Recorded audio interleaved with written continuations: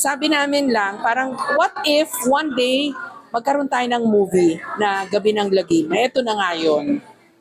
Ano? Sino namili ng story? Hands-on ka ba? Hindi, may committee. I wish, di ba? Pero kasi yung mga staff ko, gusto nila ng horror genre eh. So pinaubaya ko na sa kanila kasi mas magaling sila dyan mamili ng kung ano ba yung mga nakakatakot.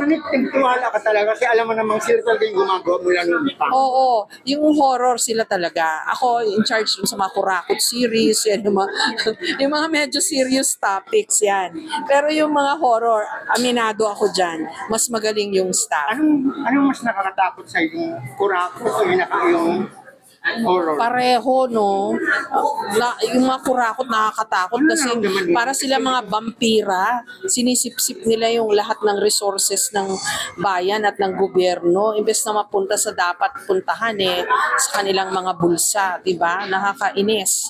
Yun na nakakatakot. Yun nakakatakot din. Takot din ako sa multo. Yun. Paano kaya yan yung masolusyonan mo? Ano? Paano masolusyonan? Kailangan Paano tumasol? yung mga kurakot, kailangan nating manindigan. Kasi tinatanong ako, di ba? Kami, meron kaming binabalanse lagi. Pero pagdating sa mga issues katulad ng graft and corruption, mga kurakot na yan, lahat tayo dapat magalit. Huwag natin hayaan na maging manhid tayo kasi sunod-sunod at nakaka-overwhelm yung mga kinukurakot. Dapat iwasan natin maging manhid. Huwag tayong maging numb. We should stay angry. We should rage para at vigilant din. 'Di ba? Manindigan tayo, magprotesta kung kinakailangan para iparamdam natin na hindi tama ito.